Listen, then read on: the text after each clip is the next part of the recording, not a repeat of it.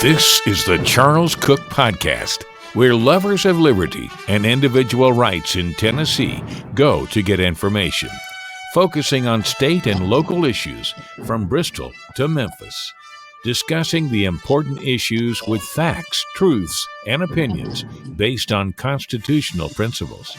Remember, we stimulate, but never indoctrinate your mind. Welcome to the Charles Cook Podcast.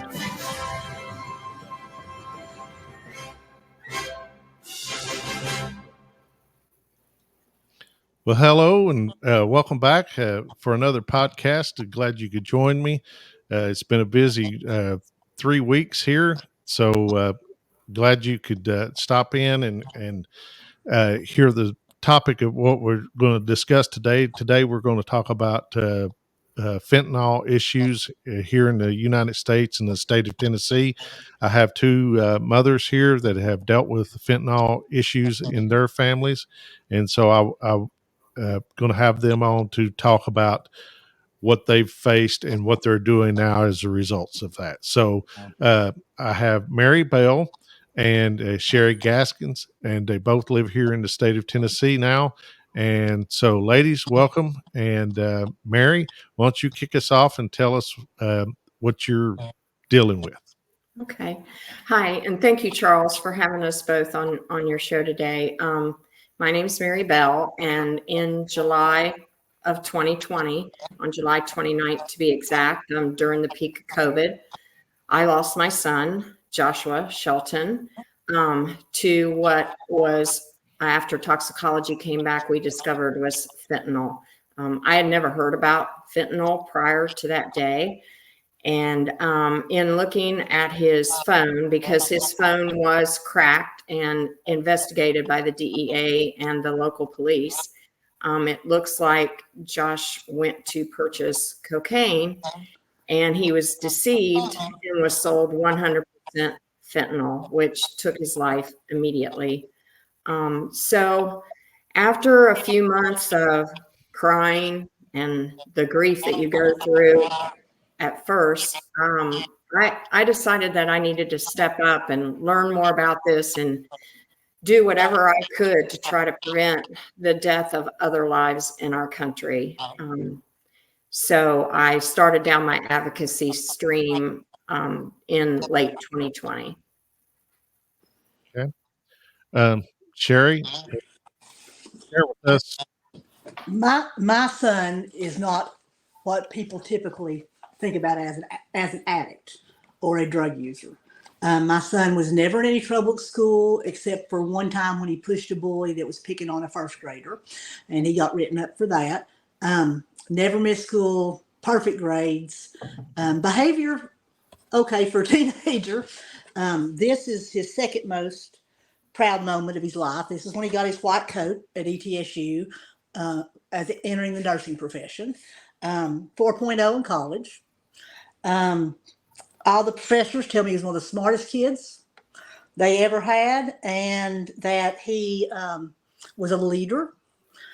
He had moved back in with us after a breakup with his girlfriend. He had a 20-month-old son who's precious and just his mini-me. I was outside with my dogs, and I realized that my son, who woke up at the crack of dawn, wasn't up yet. I texted him. He didn't respond. I called him. He didn't respond. None of that was unusual. But when I came into the house, a voice told me to go check on him.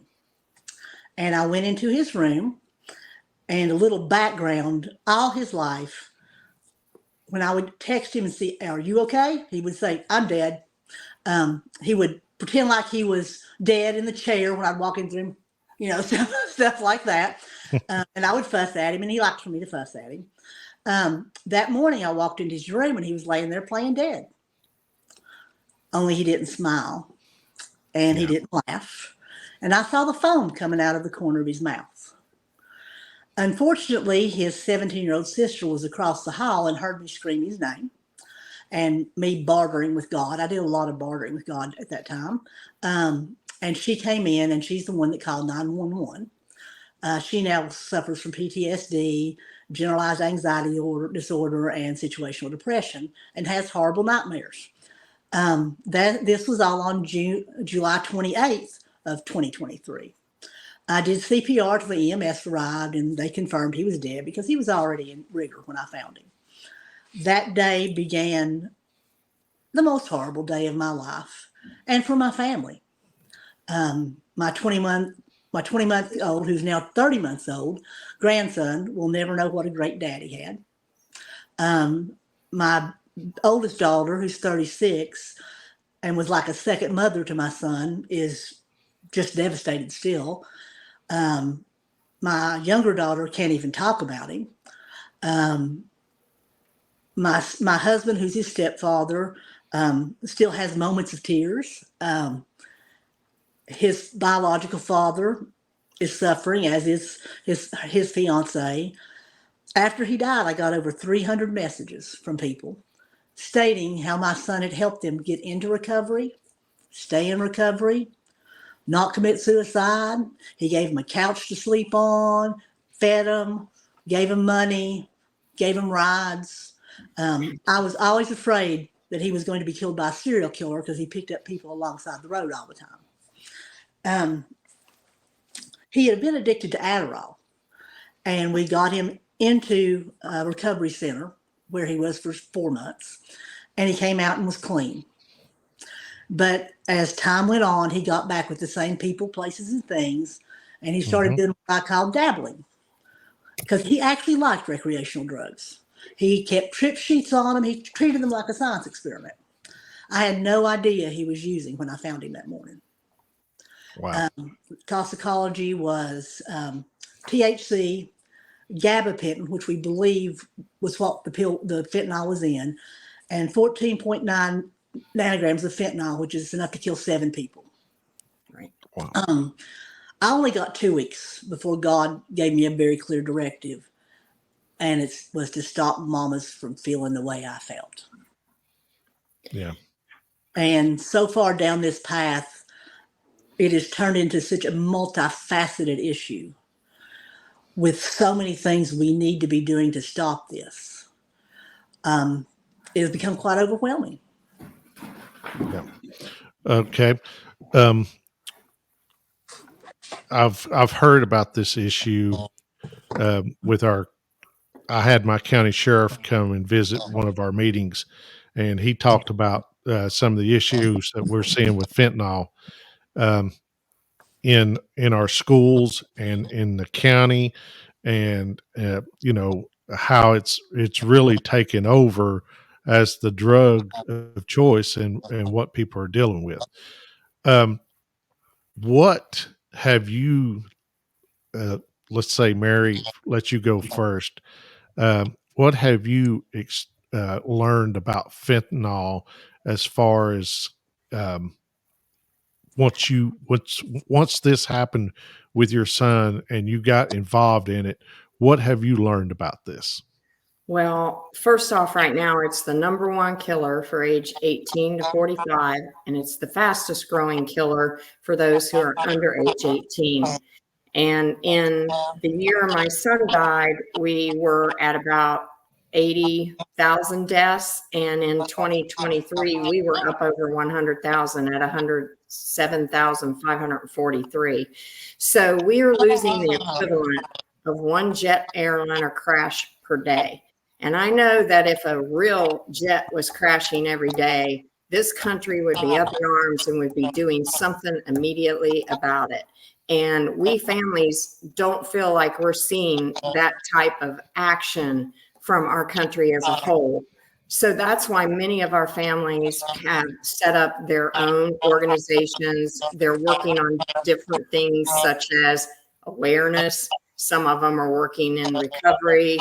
Some of them are working to try to bring attention to the fact we need our border closed and we need to stop the supply that's coming into the country. Because right now, when you look at drug-related deaths, 75 to 80% of those are caused by fentanyl. So it is the primary source for these deaths that are occurring. And something else I think that's very important for your listeners to know is that it has now been proven, and it was announced publicly on April 16th of this year, that China is purposely and intentionally poisoning our youth. Yeah. And there's a report that came out by the China Select Committee that was led by Mike Gallagher, who's a Republican out of Wisconsin, and the ranking member who's a Democrat out of Illinois, because this is not just a Republican or a Democrat issue. This is a red, white, and blue issue for all Americans. But that report, a very in-depth report, shows that China is behind this, and they own a lot of the drug companies that are in China. They are giving kickbacks to those drug companies. In China, there have been 0 deaths due to fentanyl, but yet in 2022, we had 77,000 deaths due to fentanyl. Well, China, if you are trafficking there, you're put to death. However, China is allowing the export of fentanyl to come to the Mexican cartels, who are then bringing it across the border. It's also coming in through a loophole that we have that's called the de minimis tax exemption, which is where packages, if they're valued less than $800, they're not subject to any kind of inspection and no tax, or they're tax exempt when they come into the country. So fentanyl is getting in through that method too. Yeah. Hold on just a second. Sherry, can you mute your mic there for a minute? I'm getting a little feedback. Okay. Thank you. All right. So out of that report, number one, China is exporting when they don't even have it in their own country. There's no medical use for these fentanyl analogs that they're sending over to Mexico, except for Mexico to be making the fentanyl that's killing our Americans. They're giving those tax rebates and those kickbacks back to their company. We have handed over names and who they need to prosecute, and China fails to prosecute those people that our DEA and other agencies has given them notice of. They are benefiting from this fentanyl crisis. And, I've always thought that China, we families knew China was behind this, but now it's been proven, and we want to see action on that. And, this was just released again on April 16th. And so far we've not seen any action on it. Okay. Yeah, I think, most people don't understand that fentanyl is used for terminally ill people. It's used for a painkiller for terminally ill, just as oxycodone was when it first came out. And so people don't realize that most of this stuff is made in China and shipped to the United States, just as we found out through a lot of our COVID stuff, medications and everything. When the economy slowed down, things were getting held up, that people couldn't get cancer treatment drugs because of those things. So anyway. And I want to bring up another important point too. We do not consider these overdoses. They are poisonings. Yes. So the definition of an overdose is if you take more of something that has a safe dose to it, and you take more of that and it causes your death. There is no safe dose of an illicit drug or of fentanyl. So this is poisoning of our Americans. It's not overdoses. Yeah. Okay. Sherry, unmute yourself. Mary, if you don't care, mute yours there. If that way we can kind of deal with this feedback here a little bit. So Sherry, what have you learned throughout this process about fentanyl that you wish people to understand? That it's in everything. Everything. It's in vapes. It's in cigarettes. There's been people die from it being in water bottles. It knows no gender. It knows no race, it knows no religion, it knows no age group. People that are dying from fentanyl poisoning don't know they have fentanyl in the drug they're taking. My son died with fentanyl test strips on one side of him and Narcan on the other side of him. And all we can determine is that the test strips failed. Because from looking at his phone, fortunately found his password. He would not use if it was not tested. He refused. In fact, I have one text message. The most memorable one is, we can't use this tonight. I don't have my strips. And his friend texts back, I've had fentanyl and I ain't dead yet. Since then, that young man has completely quit drug use. Yeah. This is just one of many posters that the Drug Epidemic Wall does of teenagers that have died in our state. This is just a minimum amount of them. I'll see. This is the state of Tennessee, correct? State of Tennessee. Yeah. Over here, I'm going to try to move it. Sorry about this. This, can you see that? Yes. Okay. This is people in Tennessee that have died. And I have two of them the same size. There's a third one in process. And these are people that are willing to put their loved ones' pictures up to fight the epidemic. Tennessee, like she said, like Mary said, is number 2 per capita in the United States, with Northeast Tennessee being the hardest hit. In 2011, there were 17.2 deaths due to fentanyl per 1,000 people, 100,000 people. In 2021, we were up to 63.71 deaths per 100,000. The U.S. is only 32.41. Wow. We are twice the national per capita. In Tennessee, in 2018, we had 1,818 deaths. Last year, we had 3,985 deaths. I'm in Greene County. Our county has 55,000 people with 17,000 residing in the city. We lost 87 people last year to poisonings. Wow. I've learned about the making of fentanyl, car fentanyl, all the types of fentanyl, the drugs it's mixed with, how they are scientifically mixed by pouring the drug you think you're getting, your Adderall, your hydrocodone, whatever, in a big bowl, and then they sprinkle in the fentanyl. And one of the theories they do that is to get people addicted to fentanyl. Another theory is to make their high better, so their drug users will come to them instead of the guy across the street who doesn't put fentanyl in his stuff. It makes it a better buzz. But people don't realize it. In Georgia last week, a 15-year-old girl died at her school desk of fentanyl poisoning.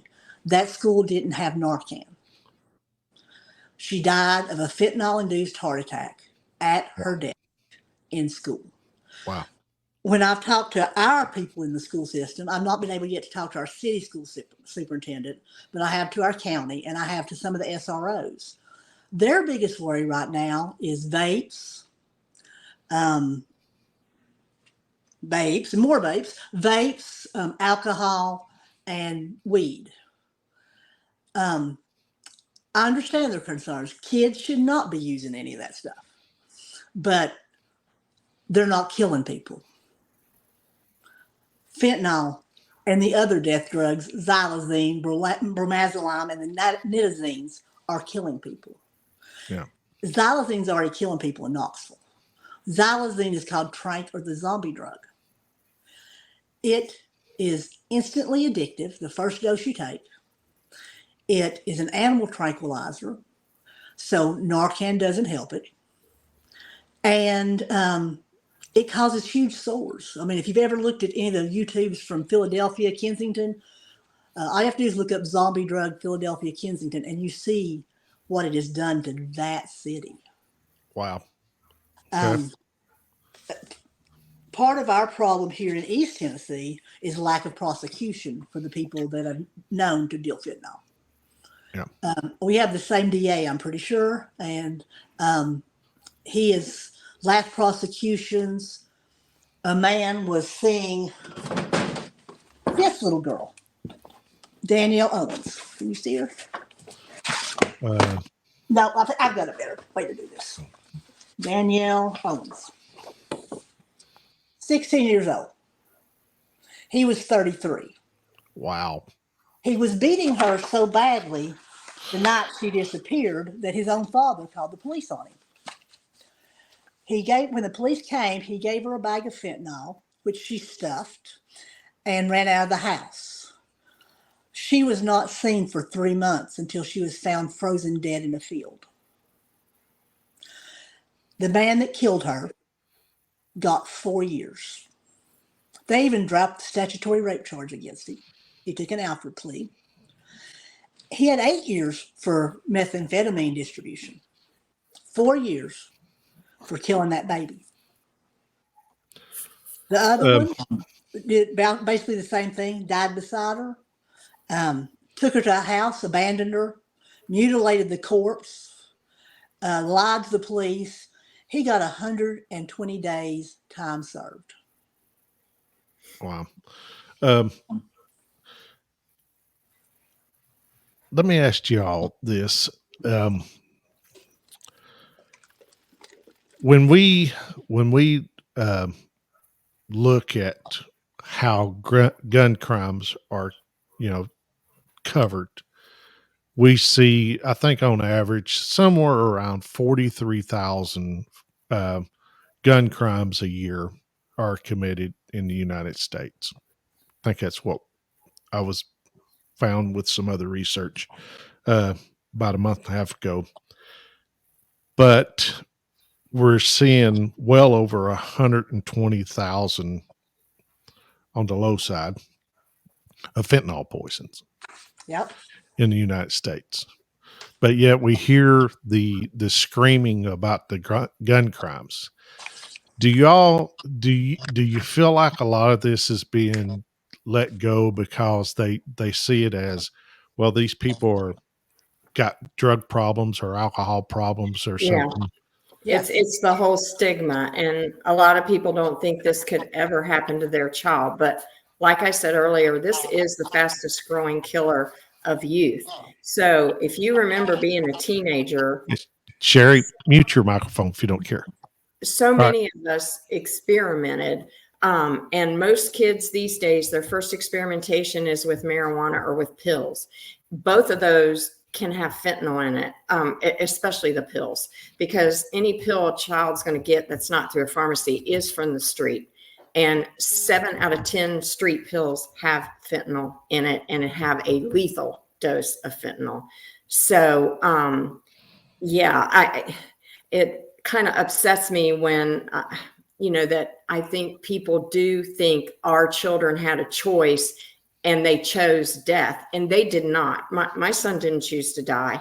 He thought he was getting a party drug, and that his texts clearly show that, and it was 100% fentanyl. So I think people just want to shove it under the rug, and if it hasn't happened to them, they don't want to talk about it. And the numbers that they hear just go in one ear and out the other. And until it's happened to them, they just don't seem to care.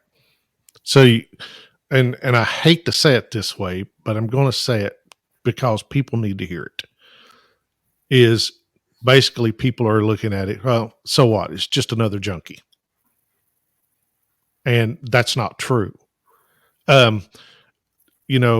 Like you said, experimenting, some kid in school, what I've learned is this stuff can be pressed to look like any pill.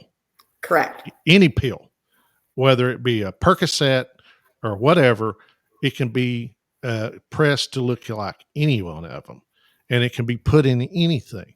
Mm-hmm. So if your child, your grandchild, or yourself, you may You may be at work or with someone who offers you some Advil or something. Yep. You don't know what you're getting. In Correct. our county, our drug task force have found pressed pills that look like Tylenol and Excedrin and contain fentanyl. Okay.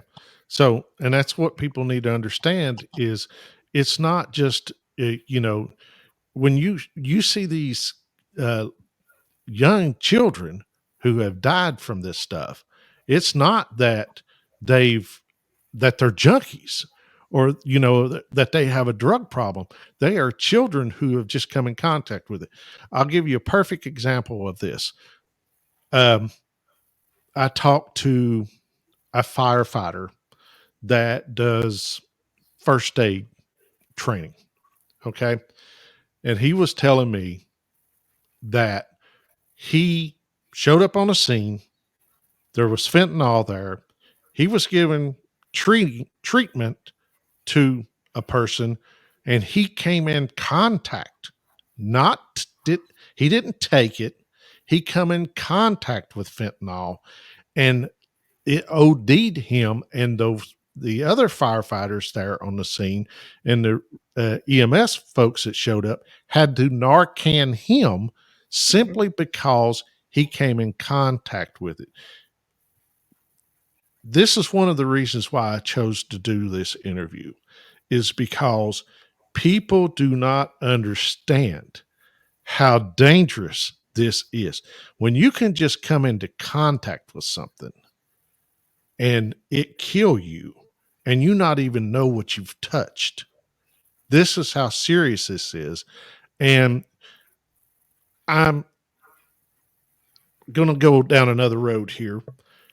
So I know you ladies have been working as activists in this situation.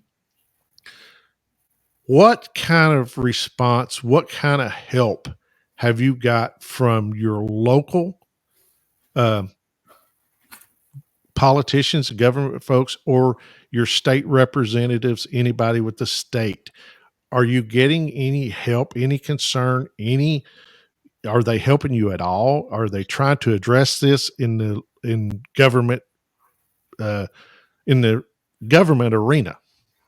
Well, I'll go. Locally, I'm currently working with a couple of the county drug coalitions trying to get into the schools as an impacted family member, because to me that humanizes the issue, so that I can hopefully be able to do a prepared educational program with middle school and high schoolers. I know that they get some training now, but it's just a lot of facts being thrown at them. And I think by, hearing from someone who's been impacted and seeing those faces of kids that are the same age as them and hearing the true stories of kids the same ages as them, that will have more of an impact on them than what current factual training is being done. So I will say that I'm at least got ears that are listening at the local level, and I'm not at a place yet where I can say that they're truly ready to support our efforts. At the federal level, I talked about being at the U.S. Capitol and that meeting with the China Select Committee. But at the federal level, I think we'll all agree that nothing's really being done, probably mainly because of our current administration. And there's a lot of things at the federal level that we would like to see done. The borders need to be closed. The fentanyl should be named a weapon of mass destruction so that we have more ability to go in and to prosecute and get these traffickers. We also need to name the cartels a weapon of mass, we need to name the cartels as a terrorist group, because that is truly what they are. We need to close that de minimis loophole. We want to see public service announcements on national news, like during COVID. Remember during COVID, how everyone knew quickly to wear a mask, social distance, wash your hands. We need to see that kind of attention on fentanyl, and we're not seeing that yet either. What messages are out there, a lot of families are the ones who are doing them and who are paying for them, not the government. So, and we want to see opioid reversal medications everywhere. Everywhere there's a fire extinguisher or a first aid kit, there needs to be Narcan or naloxone, whichever one you want that is an opioid reversal medication.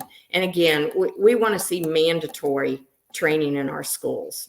Those are the things I know from a federal level. And Sherry, maybe you can add more on the local level. One thing I'd like to point out about the poisonings, we had the 3,985 deaths last year, but in 2020, there were 25,796 discharges from Tennessee's emergency departments and hospitals for non-fatal poisonings. 27,796. Wow. Now, while you're looking at that number, there's also a tremendous amount of people being Narcan by their buddies.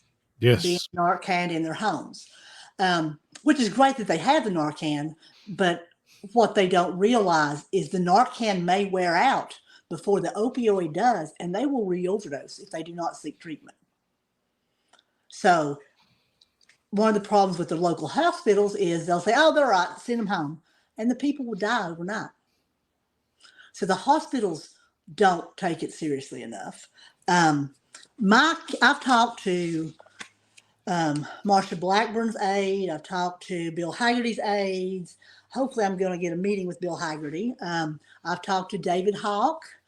I need to work on Steve Sutherland. I've talked to our mayors, our sheriff, our chief of police, our DA, our person over the drug recovery court, just anybody that I can get information from. Most of them have listened nicely and told me they know it's a big problem, but have made me no real promises. We have to get louder about it. We have to nag them about it. We need to make them see. I mean, there's little kids dying. And a few weeks ago at West Green High School, which is out in the county in Greene County, some girls went into a bathroom. And in one of the stalls, there was white powder on the walls and on the floors and on the commode. One of the girls had lost her uncle to fentanyl, so she knew not to let him go near it. 4 or 5 girls in the bathroom, all that we've taken is them sticking their hand against that powder, touching their mouth, touching their nose, or touching their eyes, and they would have been poisoned. They would have been poisoned. That could have been losing 5 or 6 lives. Right now, the Tennessee state law is all Narcan must be contained in the school systems, which means the teenagers can't get to it. They have them with their AEDs usually. I was told that the kids knew where they were. Well, I have a high school senior. Her and her boyfriend came by one day, and I said, "Where's your Narcan?" And they went, "Huh?" And I said, "Okay, where's your AED? That's where your Narcan is." My intelligent daughter said, "What's an AED?" I explained it to her. She's seen one where I worked before. She said, "I have no idea where they are." So you've got a 4-minute window to save somebody. Yeah. A 14-year-old walks in the bathroom, sees somebody laying there looking pretty much dead. They're going to freak out for a few minutes, I would assume, and then they're going to run get somebody. Then that somebody has to remember where the Narcan is, go to where the Narcan is, and get back to save the person, and it may be too late. Narcan, well, you can snort Narcan all day, and all you'll get is a sore nose.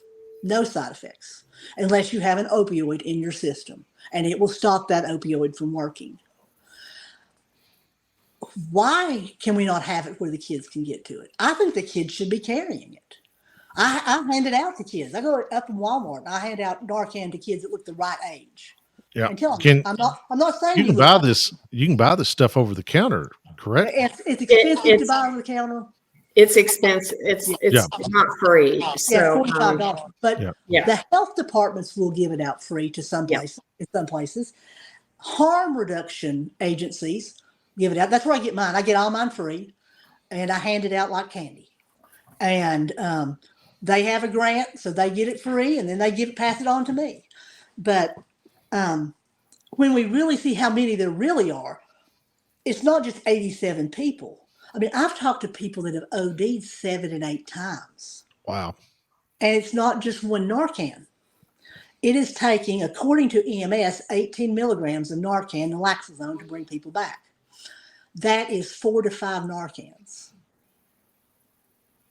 4 to 5 Narcans, because the fentanyl is getting stronger and stronger and stronger. And the kids don't know that. The kids don't know about the Good Sam law, that if they're high and their friend's high and their friend falls out, they can stay with them. They can call 911. They can give them Narcan. They have it. And they cannot be arrested for being intoxicated or having drug paraphernalia. What happens is they flee when one of their friends overdose. Yeah. Because they're scared. Or they drop them off at their house.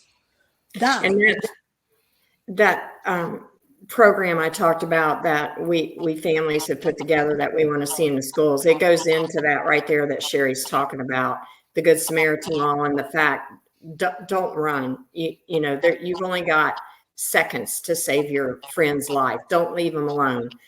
And administer Narcan and call 911. And Narcan training takes 15 minutes. Yep. 15 minutes is how long it takes to learn how to use Narcan. The harm reduction places will come train them. The harm reduction place I work with, which is Heartland Harm Reduction, said they can get enough Narcan for every room in every county and city school and middle school in Greene County for free. But they won't take it because it has to be contained. Yeah. Okay. Wow. Well, I think we've put a lot out here for people to understand and try to wrap their heads around, but hopefully this will start to wake some folks up about the issue that we're facing. I do want to pull up this video if I can and share this video with you all, with the viewers of the event that Mary had sent me this video in email the other day, and it is an event that is taking place in Washington, D.C. on July the 13th with folks that have had family members pass from fentanyl poisoning and stuff. So I want to try to pull this up here and show this if I can. And you ladies, I hope you can see this and hear it here in a second.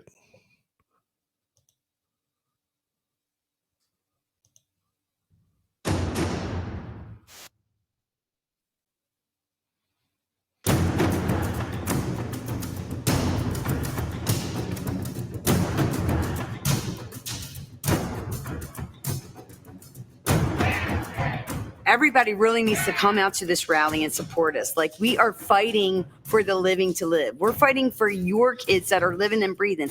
Every time your child walks out the door, they're literally in danger of death. We're the ones trying to stop that. Me and all the other nonprofits like me. We're out there in the public eye, and the more people on our bandwagon, like, we need the scales to tip in our favor. There's not enough people fighting this poison. And you don't have to have a dead kid to fight this poison. Like, you want your kids to be safe. Well, they're not safe. Right now, they're in danger every time they walk out the door. One friend to convince them to take one thing or try one thing one time. That's all it takes in this day and age. This is not like it was 10, 20, 30 years ago.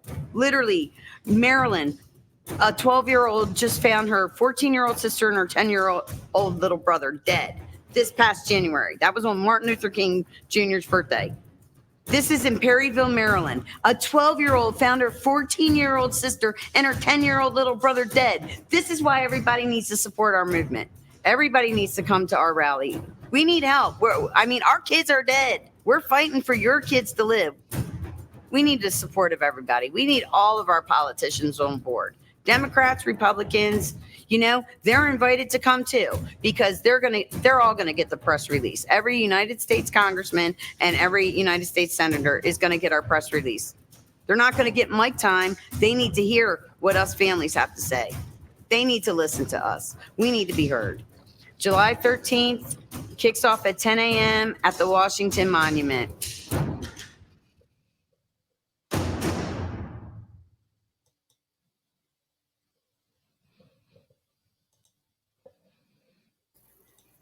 Okay. Did y'all get to see that? Yes. Yes, it Okay. played, Charles. Okay. Good deal. So, I think that kind of sums up and lets everybody see that it's not just as people would think, and I hate to use the term, but let's just be honest, and that's the way a lot of people view it. Well, so what? It's just another junkie, and no, it's not. It could be your grandchild, it could be your daughter, it could be your son, it could be whoever that comes in contact with this stuff, and it's that kind of poison is what it is. This is not a smoking a joint or taking a hit of speed from back in our days Right. that we're dealing with. This is a poison, and as I said, it's used to treat cancer patients in a very small dose that they wear on a patch on their skin for most of the time. So people need to know and understand that, and know what they're dealing with, and what their kids and what everyone, not, I mean, just yourself as well, can come in contact with and end up losing your life as well to this stuff. And so I thank you ladies for coming on and taking part in this. And I know that this has to be, bring up bad memories for you and everything. And as I'm a father, I've got 2 sons and love them dearly. And I hope I never have to deal with what you all have dealt with. And, but I appreciate you coming on and trying to be a voice. I want to give you a couple minutes to take time to finish up anything you want to add before we end this. Mary, you go ahead and go first, and then we'll let Sherry end it. Well, again, I just want to thank you for helping bring attention to a crisis that's going on in our country that needs all the attention it can get. And like you heard in the video, even if you've not been impacted by this, you should be concerned. And, any support you can help with, writing to your senator, your representatives, to help us, again, get education in the schools, anything we can do to help resolve the crisis. I would like to, this is not just about drug use. Right. This fentanyl poisoning went up during COVID, when a lot of people were alone and depressed. Mental illness plays such a big part in this. 60% of all people with bipolar disorder also have substance use disorder. They don't take their medication because it makes them feel dead or like zombies or whatever they want to say. Instead, they use street drugs as rescue drugs when they just can't handle it anymore. That is what happened with my son. The mental health care and recovery care in Tennessee is abysmal. If you're lucky, you can get into Woodridge or some other psychiatric hospital for 5 days, and then you're put back out on the streets to go back to the same people, places, and things that got you using to begin with. Right. We have very few long-term rehabs. We have very few transitional housing. In Greene County, the rate of recidivism to jail is 70%. In Cobb County, it's 92%. We have people caught on this hamster wheel of being picked up for possession or public drunkenness, getting 30 days, getting out, not knowing or caring when your probation meeting is, or not having the money to pay for it, or not having a way to get there, so they violate. Well, the police know them already, know they're probably in violation, check on them, they're violated. 30 days in jail, and it just goes around and around, and there's no way for them to get off. Drug abuse comes with something called delayed emotional development. The minute someone starts using drugs regularly, their emotional development freezes right there.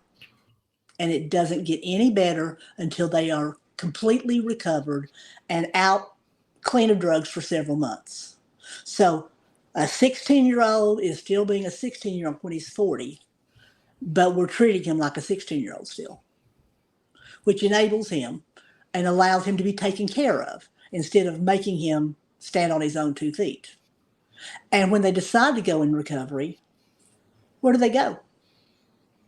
They may have to wait months to even get into a facility, and they may have changed their mind by that time.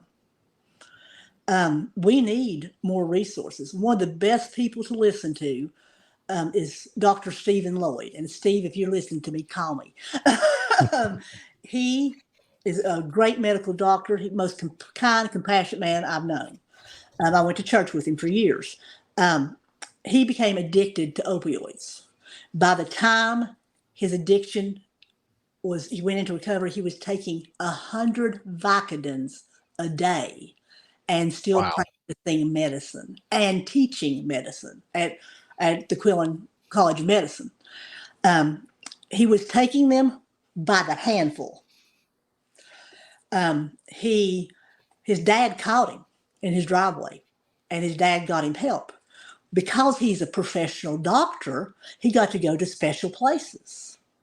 He got to go into a detox facility, top notch at Vanderbilt, and then he got to go into a special facility just for professionals. He said doctors, lawyers, and airplane pilots. And he got to stay there for 95 days to kick his addiction. And then he had 5 years of counseling.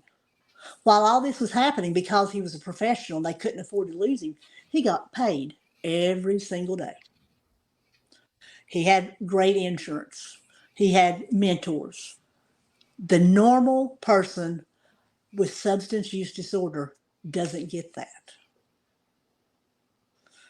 And he knows that. And Steve is trying to make that change out in West Tennessee. He works as the chief medical officer for Cedar Recovery. He is over the opioid abatement money. And he was also the Tennessee's opioid czar. He's helping so many lives because he was addicted. But he has the ideas that are right. We have to make recovery and mental health a priority. If one of the reasons they're using drugs is their mental health, we can't just put them in 5 days and kick them out and say, you're healed, because they're not. We need to find the reason for their addiction and help them recover. And we can't expect them to do it on their own, especially when they're still 16 years old in a 40-year-old body. Yeah. They have to learn the skills. They don't know how to budget. They don't know how to rent an apartment. They don't know how to act at a job, how to talk to a supervisor, how to get a good interview. They need resources to show them the right way, because possibly a good percent of them were never modeled good behavior. Yeah, that's true. Okay. Anything else, ladies, before we finish this up? I just want to add, there are some, for any families that are going through what Sherry and I have gone through, you've seen the video from Lost Voices of Fentanyl, which is a huge group, a resource group out there, 34,000 strong. There's also druginducedhomicide.org, which will help provide you with information on trying to get a case involving a family member investigated and prosecuted. For mothers such as us that have lost a child to any kind of drug-related death, there's Not in Vain. And then a group that's working on trying to get this education into the schools is facing fentanyl now. So I just wanted to name those resources that are out there if there's families such as ourselves that are searching for someone who's in the same boat that can help them maneuver through this. Okay. We also need to work with our DAs to begin prosecution. Steve Finney up in Washington County, kicking butt and taking names. Is it Chandler's? Chandler's, is that the one in Knox County? She's doing a great job. The counties with the worst problems, Hawkins, Hamlin, Greene County, Hawkins, Hamlin, Greene County, and Hancock County have less than 12 prosecutions in the past 4 years. Wow. Mm-hmm. Okay. And they have proven where the prosecutions go up, the poisonings come down. Okay. I want to see Tennessee to be like Grady Judd's Polk County, Florida. I want drug dealers to drive up to the edge of our state and go, oh, no, we're not going to Tennessee because they'll get us there. Yeah, right. And, um, when it comes down to it, people make choices, but the choices they're making is not what they're getting. Right. And we've covered that well today. It's like going to get a cup of coffee, but ending up drinking battery acid, and you thought it was coffee. That's basically what it is. So anyway, I thank you ladies for joining me today and taking time to talk about this. And I know it's a very tough subject for you, but thank you for doing this, and hopefully this information gets to some people, and it helps lead to changes to stop this epidemic here in the state. Definitely. All Thank right. you for having us. I really appreciate helping get the word out, because who knows, maybe today's podcast saved a life. Yes, hopefully so, and hopefully thousands. I would pray that. We do. I think I can speak for Mary on this. We just want to make our sons proud of what we've done with our grief. Yes. All right. Thank you, ladies. Stay on the line, and with that, I say please share this podcast with your family and friends. Make your kids sit down and watch this, and get them to understand the dangers of this stuff. All right. With that, thank you. Have a blessed day. We'll see you on the next podcast.